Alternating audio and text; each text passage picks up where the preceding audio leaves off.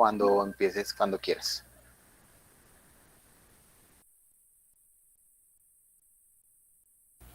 Bueno, buenas tardes a todos. ¿Ahí me escuchan bien? Sí, te oímos bien.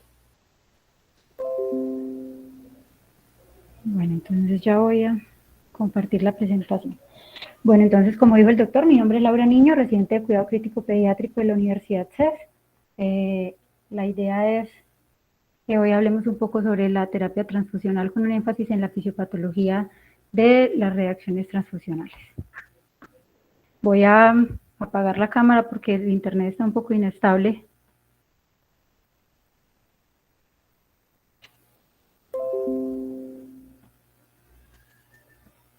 Ahora sí. Bueno, el derrotero que les traigo para hoy, el plan de trabajo, es hacer una breve introducción, posteriormente una breve como introducción a la forma de la separación de los diferentes hemocomponentes, para luego adentrarnos ya propiamente en las complicaciones infecciosas, las inmunomediadas y las que están clasificadas como otras, son infecciosas no inmunomediadas, para finalmente hacer unas conclusiones generales al respecto.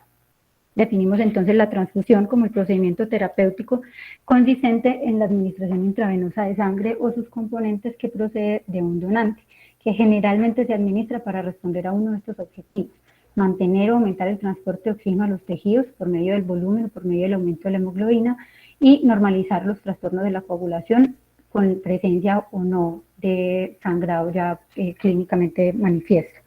Es importante que tengamos en cuenta que en los países de ingresos bajos, hasta el 57% de las transfusiones se hacen en pacientes menores de 5 años, y se estima que de los pacientes que ingresan a la unidad de cuidado intensivo pediátrico, alrededor de un tercio de los pacientes recibirán una transfusión durante su estancia. Por lo tanto, nuestro conocimiento de las posibles complicaciones asociadas a la administración de hemocomponentes es importante, porque no es un evento clínico infrecuente. Como un repaso histórico, tenemos que la primera transfusión de glóbulo de sangre, se realizó en 1667 como un intento de curar el comportamiento violento de las personas administrando sangre de animales suaves o tranquilos como terneros y ovejas. Tras 3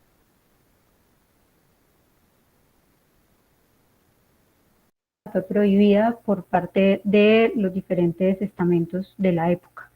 Fue más o menos 100 años después cuando se logró empezar a aplicar en humanos en el contexto de la hemorragia posparto en 1818, y hasta 1901 cuando se logró hacer un entendimiento final de los grupos sanguíneos A, B y O por Landsteiner, para que más o menos 6 años después se entendiera la importancia de estos diferentes grupos en las reacciones transfusionales y se lograra hacer la primera prueba cruzada, lo cual facilitó, digamos, la posibilidad de hacer transfusiones con disminución de la frecuencia de las reacciones transfusionales. Hacia 1915 se logra el desarrollo de los anticoagulantes y superar otra de las grandes barreras que se tenía para el uso masivo de las transfusiones, y era que tendría que ser hasta ese momento vena a vena. Fue las guerras, la necesidad de las transfusiones en la Primera Guerra Mundial lo que incentivó el desarrollo de los bancos de sangre, que desde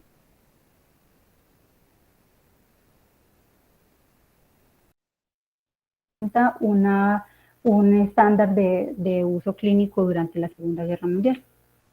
Entonces, como una introducción hacia lo que vemos, o lo que vemos en un microscopio cuando nos aproximamos a la sangre, encontramos 3 líneas celulares. Esto ya lo sabemos todos muy bien: los glóbulos rojos, los glóbulos blancos y las plaquetas, que están disueltas en plasma. Las diferentes densidades de estos diferentes componentes permiten que, al ser sometida a procesos de centrifugación, se separen en diferentes capas y del continente. Los glóbulos rojos quedarían entonces al final en el depósito, en la parte baja del recipiente. En el medio quedaría una capa con glóbulos blancos y plaquetas, y en la parte superior quedaría el plasma como la parte menos pesada, menos densa de sus componentes. Este principio tan básico es el que se utiliza para convertir la sangre total que se dona en sus diferentes hemocomponentes. Entonces, una sangre total que se obtiene de un donante, que debe ser voluntario, se obtienen entre 450 y 500 cc de sangre total, se somete a los diferentes procesos de fraccionamiento y centrifugación, e inicialmente obtenemos un concentrado de glóbulos rojos que tiene un hematocrito alrededor del 70% y que se debe congelar, almacenar alrededor de 4 grados centígrados, y el plasma rico en plaquetas, que nuevamente es sometido a procesos de centrifugación y fraccionamiento para él obtener un contenido que será concentrado plaquetario y otro plasma fresco congelado. De este plasma fresco congelado, a su vez, podremos obtener crioprecipitado y los otros hemoderivados que ya digamos que tienen un comportamiento un poco más cercano a los fármacos, que son la albúmina, las globulinas y los factores de la coagulación. Los glóbulos rojos en condiciones o bajo las técnicas actuales podrán ser almacenados hasta por 42 días, mientras que las plaquetas, como deben ser conservadas a temperatura ambiente, podrán ser almacenadas máximo por 5 días. Estos glóbulos rojos que obtendremos podrán ser sometidos a diferentes procesos adicionales para purificar o para obtener lo que más nos interese de los diferentes glóbulos rojos, y vamos a hacer un breve repaso de las técnicas. La leucorreducción es lo que se hace por características de la centrifugación y el fraccionamiento normal. Es rutinario en la mayoría de los bancos de sangre. Cuando uno pide unos glóbulos rojos normales, lo que le van a llevar generalmente son unos glóbulos rojos pobres en leucocitos o glóbulos rojos leucorreducidos. Este contenido tendrá alrededor de 50 a 70% de hematocrito y un recuento de leucocitos que será menor de 1.2 por 10 a la 9 por unidad. La utilidad será la disminución de las reacciones transfusionales febriles no hemolíticas, la reducción del riesgo de citomegalovirus y la reducción del riesgo de aloinmunización. Como les mencioné, esto casi siempre que uno pida, en la mayoría de bancos de sangre, que uno pida unos glóbulos rojos normales, será esto lo que le van a llevar, aunque hay algunos bancos de sangre todavía que entregan unos glóbulos rojos más estándar. La leucodepresión o la filtración es someter la sangre o los concentrados de glóbulos rojos que teníamos previamente a algunos tipos de filtros. Hay varias formas, alrededor de 3 formas posibles, que pueden ser durante la recolección, hasta 72 horas después de la recolección, o a la cabecera del paciente en el momento de la administración, y después de este proceso obtendremos glóbulos rojos filtrados y desleucocitados. Esto reduce alrededor de 80% de los glóbulos rojos originales y nos da un contenido residual de leucocitos mucho más bajo, de menos de 1 por 10 a la 6 por unidad. La irradiación es la exposición de los componentes anteriores a la irradiación gamma. El efecto principal es sobre el DNA de los linfocitos T. Esto acorta la sobrevida de estos linfocitos e inhibe su proliferación. Se debe hacer a una dosis de irradiación que sea protectora de la función de los glóbulos rojos y de las plaquetas. Está indicada en pacientes principalmente inmunosuprimidos, candidatos a trasplante y en neonatos, y como característica deben ser usados máximo 24 horas después del proceso de irradiación y no deben completar tiempos de almacenamiento totales superiores a los 28 días, en neonatos que no sean idealmente superiores a 5 días y en términos generales en pediatría mayores a 14. El lavado se hace por medio de someter el concentrado de glóbulos rojos a solución salina y luego a otro proceso de centrifugación usando dispositivos de lavado que pueden ser semiautomáticos. Esto aplica para productos sanguíneos celulares y elimina alrededor del 85% de los leucocitos, el 15% de los glóbulos rojos y más del 99% del plasma. Este producto final tendrá entonces un hematocrito final menor y una cantidad variable de plaquetas y leucocitos que dependerá de la cantidad inicial. Está indicado especialmente en pacientes que hacen reacciones transfusionales alérgicas graves o recurrentes a productos sin lavar o en pacientes con deficiencia de inmunoglobulina A. Es importante tener en cuenta que el lavado no reemplaza el desleucocitado, no es tan efectivo removiendo todos los leucocitos y también debe ser usado dentro de las primeras 24 horas después del lavado porque se remueve el sobrenadante que está diseñado para prolongar la vida de los leucocitos hasta 42, de los eritrocitos, hasta 42 días.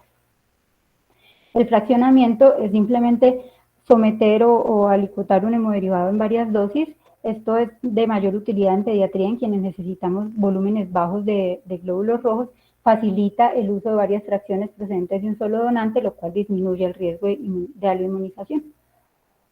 La aféresis es una técnica diferente que se utiliza para separación de los diferentes componentes sanguíneos por centrifugación, obteniendo el componente que se necesite y devolviendo el resto de los componentes a la circulación del donante. Lo que aplica principalmente para plaquetas y leucocitos, y el producto, para el caso de las plaquetas, es igual o es el equivalente a las unidades extraídas de 6 a 10 donantes de sangre total, lo cual también disminuye el riesgo de aloinmunización. Ya para hablar entonces específicamente de las reacciones transfusionales, sabemos que los niños son una población de riesgo. La Asociación Americana de Bancos de Sangre considera como población especial de riesgo a los pacientes menores de 2 años. Se sabe que en estos grupos de edad las reacciones transfusionales son tan frecuentes como 538 a 620 por cada 100.000 transfusiones, mientras que en adultos son solo de 252 por cada 100.000 transfusiones. La clasificación de estas reacciones transfusionales se puede hacer en función de la relación temporal que tenga con la administración de la transfusión, clasificadas como inmediatas o agudas o tardías, si superan o no las 24 horas desde la administración del hemocomponente. En función de su gravedad, se sabe que al menos el 20% de las transfusiones presentan alguna clase de reacción adversa, pero solo el 0.5% de ellas son consideradas serias o graves, y solo una de cada 200.000 a 420.000 se asocia con muerte. Esta muerte está especialmente relacionada con la incompatibilidad ABO, seguida de otros tipos de incompatibilidad y digamos que en mucha menor frecuencia los casos de complicaciones no inmunomediadas. La tercera forma de clasificar las diferentes reacciones transfusionales es según el mecanismo, y en este caso tenemos los 3 grupos grandes que vamos a utilizar para continuar con el desarrollo de la charla: los grupos de complicaciones infecciosas, de complicaciones inmunomediadas y las otras complicaciones. Entonces, las complicaciones infecciosas se dividen en 2 grupos grandes: en los relacionados con la contaminación bacteriana, en los que las condiciones de recolección, manipulación y almacenamiento de la muestra son los principales determinantes, y las asociadas a infecciones transmisibles por transfusión, en los que son especialmente importantes los procesos de selección de donantes. Todas las formas de infección asociadas a las transfusiones han tenido una disminución importante en su frecuencia en los últimos años, y a pesar de esto, la contaminación bacteriana, según la FDA, continúa siendo el responsable de aproximadamente el 12% de las muertes relacionadas con transfusiones, un evento mucho más frecuente en el contexto de las plaquetas, que, como ya les mencioné, son almacenadas a temperatura ambiente. Vemos una frecuencia de contaminación bacteriana de plaquetas por aféresis de 0 a 230 por cada 100.000 versus 0 a 3 por cada 100.000 cuando se trata de glóbulos rojos que son almacenados en el refrigerador. Las fuentes posibles de contaminación podrían ser la sangre del donante, por ejemplo, en un paciente que tenga una bacteriemia asintomática posterior a procedimientos odontológicos en el curso temprano de una infección, el paciente que tenga la infección asociada a piel o al sitio de la venopunción, o las condiciones relacionadas con su manipulación y su almacenamiento. En el caso de la contaminación en frío, realmente es muy rara, casi siempre asociada a la Yersinia enterocolítica. Se sabe que esta bacteria pierde sus factores de virulencia, pero continúa con la capacidad de producir endotoxinas que se pueden almacenar dentro de la unidad del hemocomponente y tener un efecto clínico importante, así se administren bajas cargas de las diferentes bacterias. Los signos y síntomas pueden ser variables por esta misma razón. Generalmente, cuando se presentan, la fiebre alta y el escalofrío aparecen rápidamente después de la transfusión o durante la transfusión, y, como les mencioné, puede cursar con clínicas variables, como desde cuadros muy leves hasta choques sépticos y muerte. El riesgo de infecciones asociadas o transmisibles por la transfusión incluye, digamos, todos estos tipos de virus, bacterias, parásitos e incluso infecciones por priones. Podríamos hacer, digamos, un énfasis especial en el citomegalovirus, que es motivo de preocupación especialmente en los recién nacidos prematuros de bajo peso al nacer, hijos de madres seronegativas, y en los pacientes trasplantados, tanto de células hematopoyéticas como de órganos sólidos.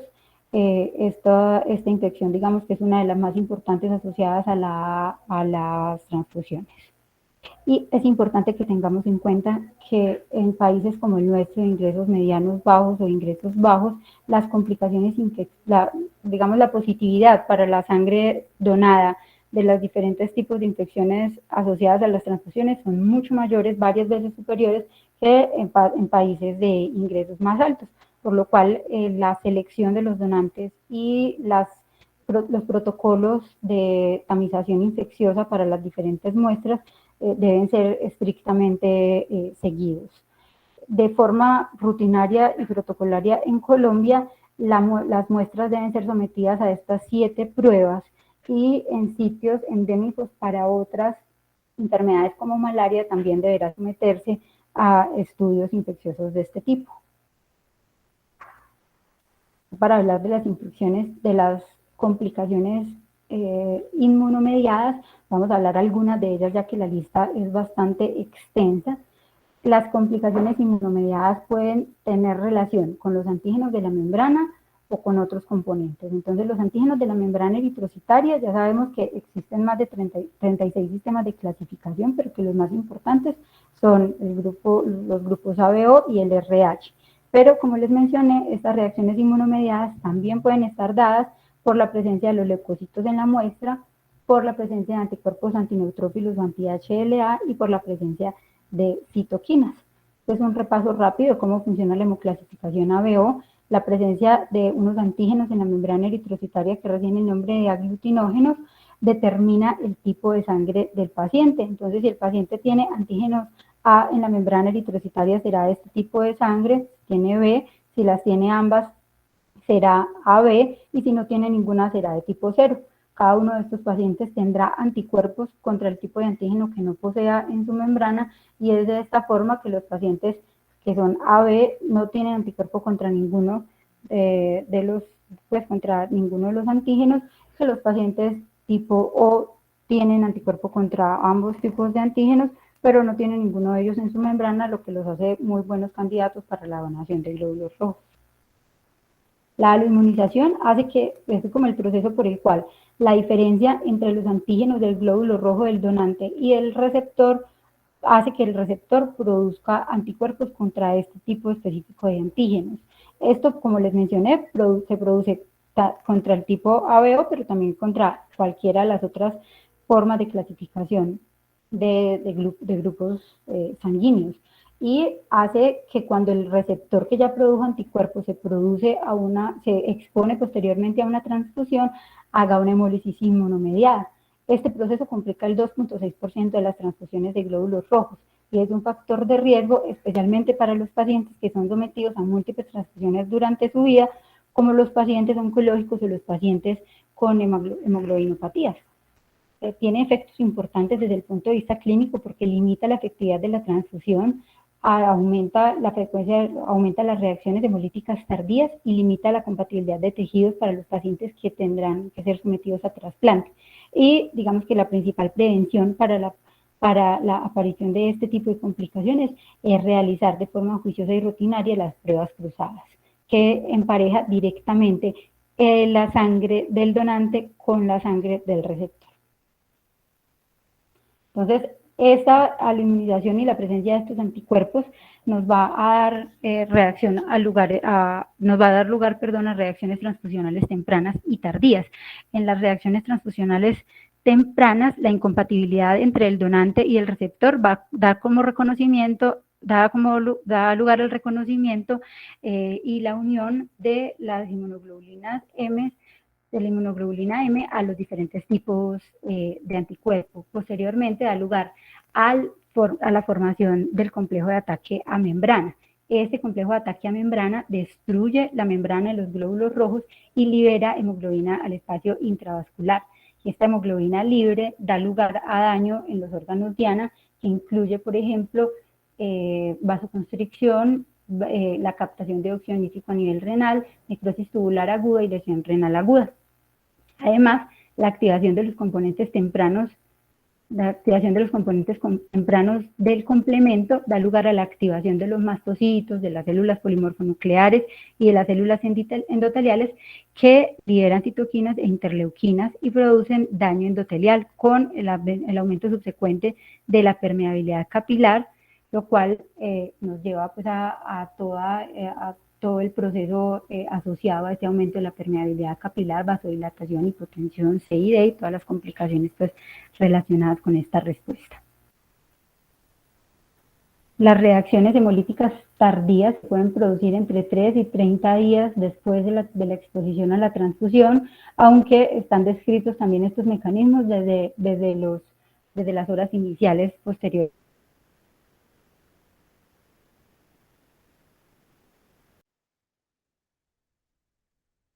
De IgG y de C3b media la eritrofagocitosis esplénica y hepática. Entonces, esto da lugar a esferocitos y a microesferocitos que posteriormente lleva a la lisis de los glóbulos rojos, liberando también bilirrubina no conjugada que se transporta al hígado. Esta bilirrubina no conjugada hepática se excreta como urobilinógeno y se excreta como urobilinógeno y como estercobilinógeno. Y esta anemia por destrucción de los glóbulos rojos y de la ictericia por exceso de bilirrubina conjugada y no conjugada nos llevan a las manifestaciones clínicas que conocemos de las reacciones transfusionales tardías en relación con la ictericia y la anemia. Vamos a pasar a otro tipo de reacción. Las reacciones febriles no hemolíticas complican entre el 0.5 y el 1% de las transfusiones. Los anticuerpos de los pacientes atacan a leucocitos, a moléculas de HLA o a plaquetas presentes en los componentes transfundidos. También puede ser mediado por las citoquinas presentes en cualquiera de los hemocomponentes y la gravedad de la manifestación estará relacionada con la cantidad de leucocitos. Pueden ser muy sintomáticas, aunque no cursar con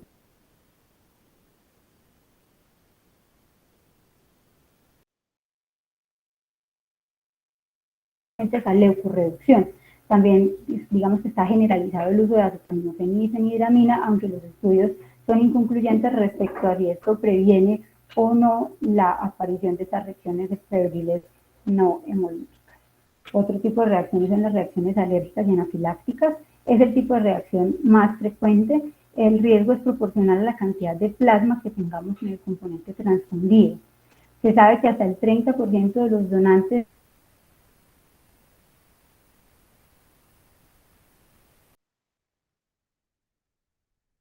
una mediación por la inmunoglobulina E en el mecanismo de esta reacción anafiláctica. También sabe que la histamina aumenta sus niveles durante el almacenamiento de los glóbulos rojos con leucocitos, lo cual hace que esta reacción sea más frecuente en glóbulos rojos de mayor edad, y la anafilaxia que está principalmente mediada por anticuerpos contra IgA, contra el complemento C4 o contra aptoglobina.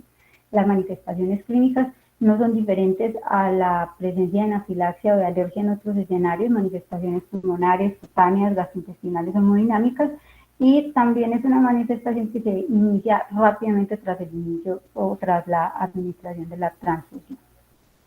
Finalmente, la reacción de injerto contra huésped asociada a transfusión es una complicación realmente poco frecuente, pero que tiene alta mortalidad. Está dada por la proliferación de los linfocitos T que se encuentran en los componentes celulares que reaccionan contra tejidos del receptor. La probabilidad de que esta manifestación ocurra está directamente relacionada con el número y la viabilidad de linfocitos T contenidos en el injerto o pues en este caso en la transfusión, y por la capacidad del paciente para desarrollar una respuesta inmune que contrarreste esta respuesta del donante. Por esta razón es que la irradiación es una de las formas de prevenir la reacción injerto contra huésped asociada a la transfusión. Otra de las reacciones inmunomediadas, digamos que una de las que más importancia clínica y la que más impacto tiene en los pacientes de la unidad de cuidado intensivo, es la lesión pulmonar aguda relacionada con la transfusión. Se define como una nueva lesión pulmonar aguda que ocurre durante o dentro de las 6 horas posteriores a una transfusión. La incidencia es variable y se cree que frecuentemente es infrarreportada, porque los pacientes en la unidad de cuidado intensivo pueden tener, digamos, algunos otros factores confusores o incluso ya pueden tener el diagnóstico de un SRA de base y confundir clínicamente respecto a si lo que estamos viendo es relacionado o no con la transfusión. La presentación clínica es exactamente igual pues, a la clínica de cualquier SRA que de cualquier otro mecanismo, y lo que sabemos de su fisiopatología es que es un proceso mediado por anticuerpos antineutrófilos o anti-HLA presentes en el plasma del donante. Acá vemos una gráfica que nos habla de, digamos, de la propuesta más reciente como de la explicación del TRALI o de la fisiopatología del TRALI, y es que nos habla de una teoría de los dos golpes. El primer golpe es principalmente sistémico y es un trastorno como subyacente del paciente que provoca la atracción de neutrófilos al capilar pulmonar. Estos neutrófilos son atraídos al pulmón mediante la liberación de citoquinas y de quimioquinas del endotelio pulmonar y, digamos, usa varios tipos de selectinas y de ICAM para hacer la adherencia de esos neutrófilos al capilar pulmonar. Luego llega la transfusión como un segundo golpe que produce una fase aguda del síndrome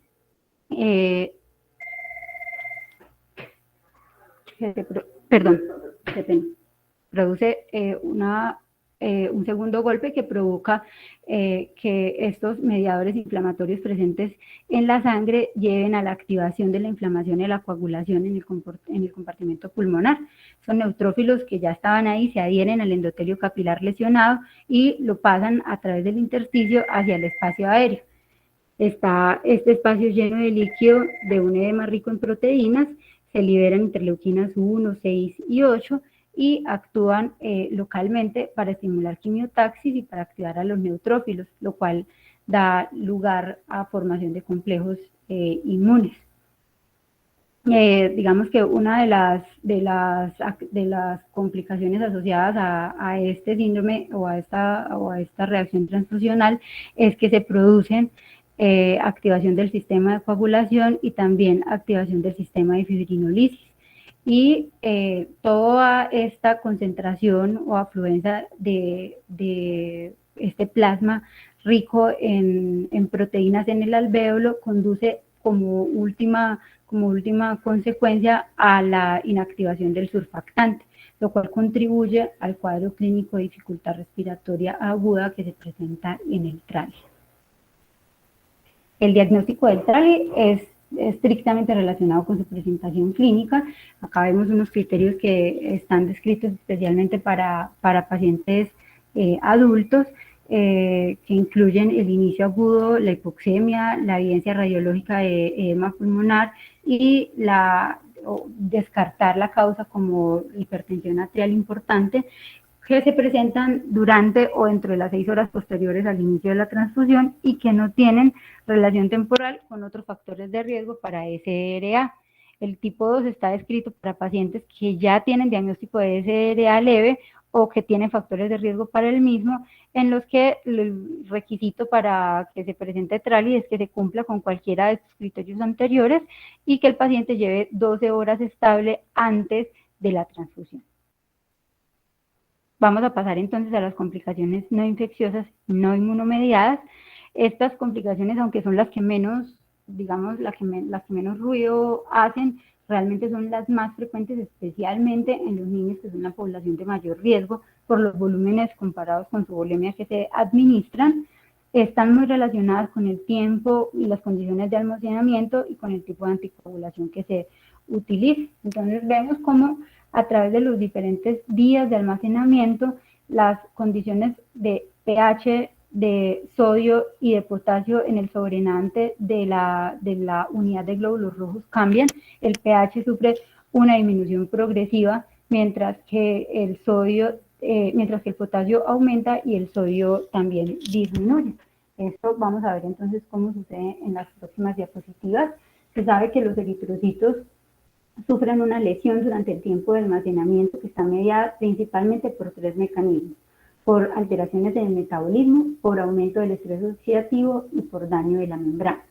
Los eritrocitos, recordemos que son células que no tienen mitocondrias, entonces todo su sustrato metabólico debe ser obtenido a través de la glicólisis anaerobia, que convierte la glucosa endógena en lactato. De esto obtenemos los tres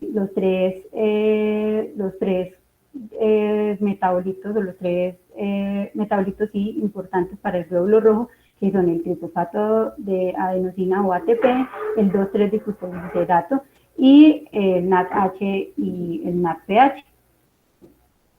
Tenemos entonces esta gráfica en la que el proceso de glicólisis anaerobia se produce en un glóbulo rojo sano.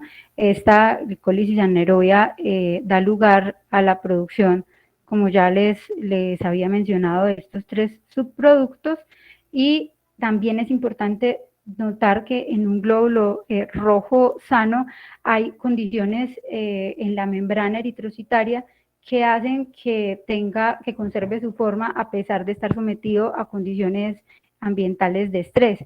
Esto está formado por el citoesqueleto del eritrocito, que contiene proteínas como la anquirina, la espectrina y el intercambiador de aniones, que deben conservar una forma o una distribución, digamos, apropiada para que el glóbulo rojo mantenga su forma. Cuando el glóbulo rojo es sometido a un almacenamiento prolongado, entonces lo primero que vamos a notar es que la disminución del lactato, el lactato se empieza a acumular dentro del glóbulo rojo, y esto disminuye este proceso de glicólisis anaerobia. Entonces, al disminuir este proceso de glicólisis anaerobia, el ATP se empieza a producir en menor cantidad, y el ATP hace un proceso como un círculo vicioso, digamos, porque se produce en menos cantidad y es necesario para esta glicólisis anaerobia, entonces como un doble estímulo para la inhibición de esa glicólisis anaerobia. Además, este almacenamiento prolongado produce la disminución en la producción del 2,3-fosfoglicerato, lo cual disminuye o atenúa la capacidad de entregar el oxígeno a los tejidos, y además disminuye la formación de NADH y NADPH. Estas dos moléculas son cofactores muy importantes porque cuando la oxihemoglobina se transforma en metahemoglobina, este proceso de nuevamente pasar a oxihemoglobina es mediado por NADH. Y cuando el NADH empieza a disminuir, la metahemoglobina no regresa nuevamente a oxihemoglobina y se empiezan a liberar hierro libre y formas de radicales libres de oxígeno. Por su parte, el NADPH es un cofactor importante para la producción de esta, que es una molécula de antioxidante muy importante, que es el glutatión reducido.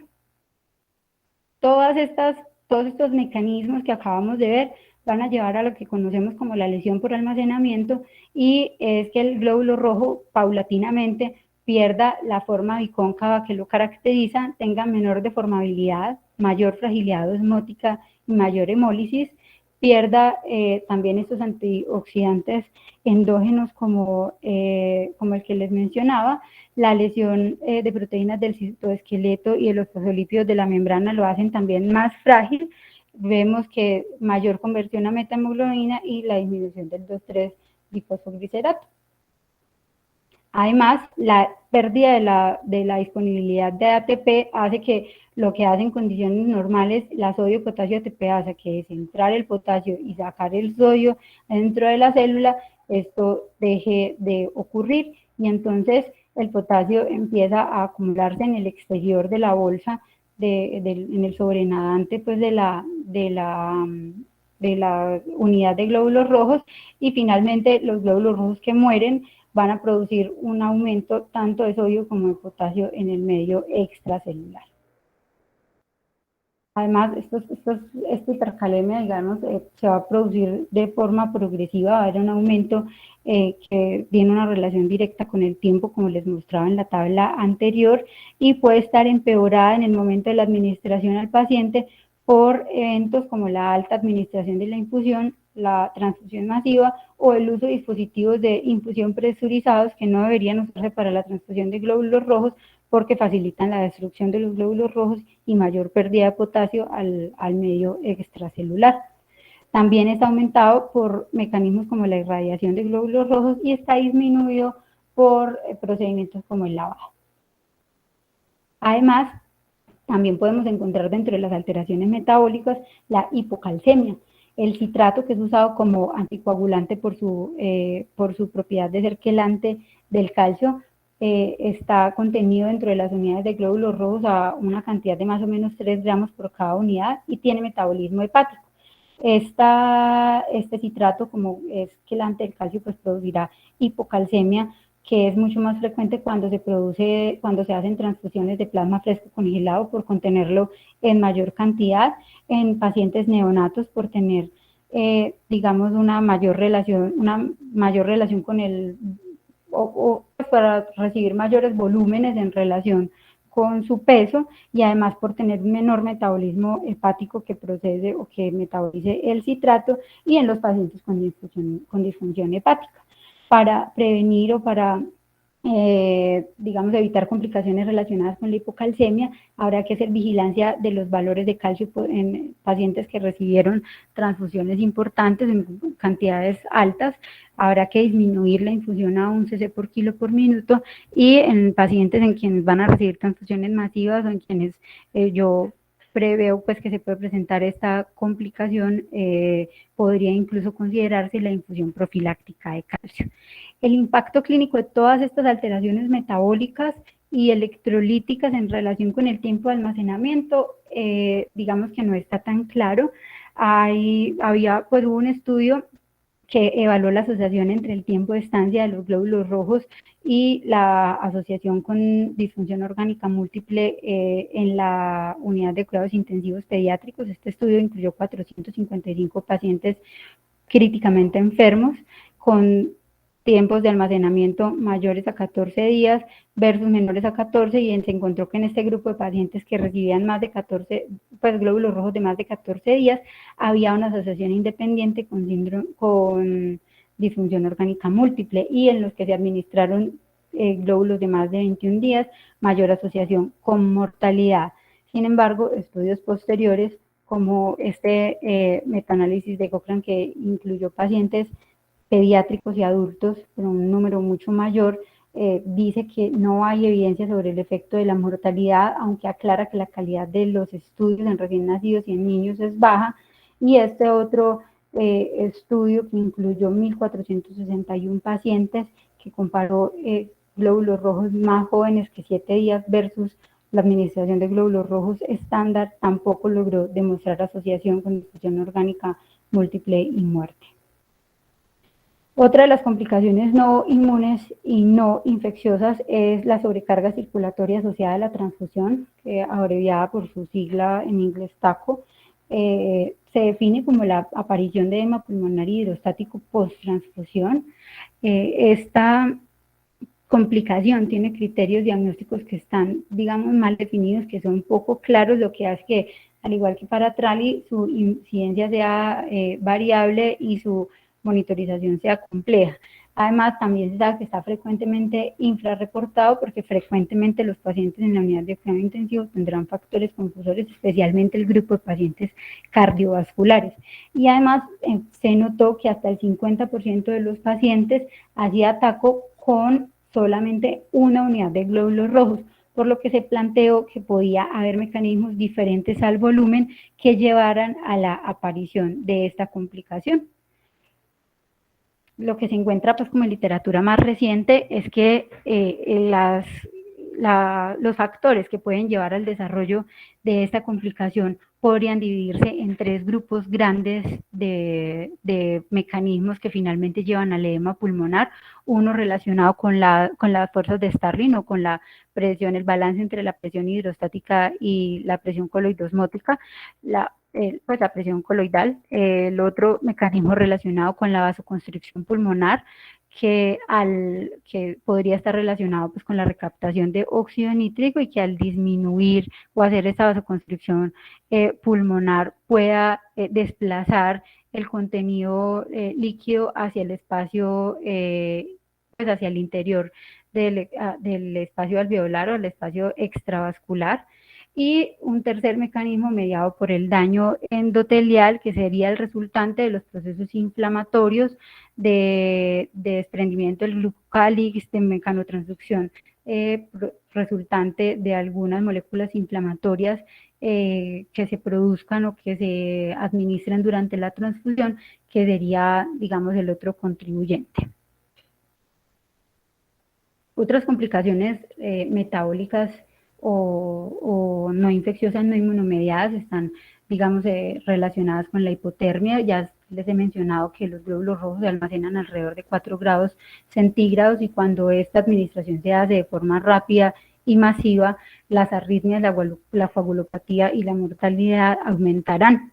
Desbalance del pH en relación con el tipo de anticoagulante que se use, también y obviamente con la edad de los hemocomponentes que se administren, estará en relación con mayor tiempo de almacenamiento y realmente las complicaciones clínicas asociadas a estas alteraciones del pH son infrecuentes con las técnicas y las recomendaciones actuales de administración.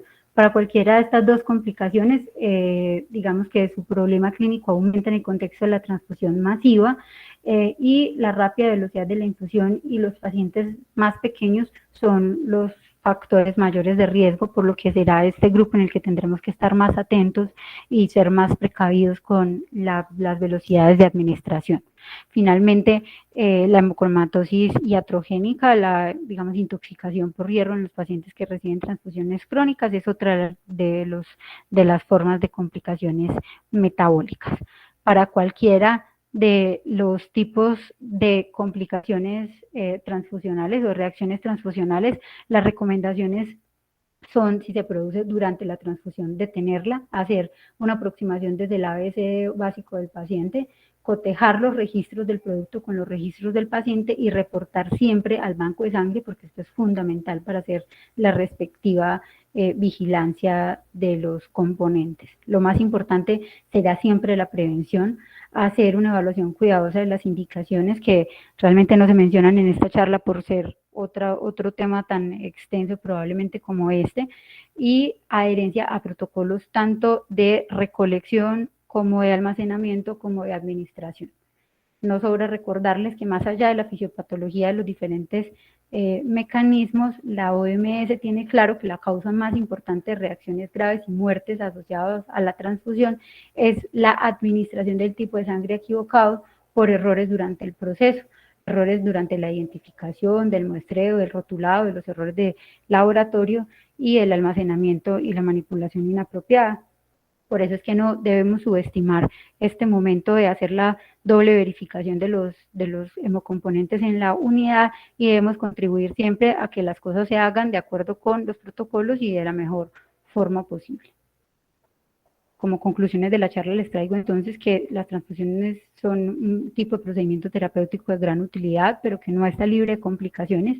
Todas las complicaciones son más frecuentes en niños y en pacientes con comorbilidades, como los que vamos a tener probablemente en las unidades hospitalizados, y que se requiere adecuado procesamiento desde el momento de la extracción del donante hasta que es inyectada el receptor para obtener el máximo beneficio terapéutico posible con el mínimo riesgo asociado. Muchas gracias. Laura, muchísimas gracias por tu presentación. Creo que estuvo muy completa, muy bonita.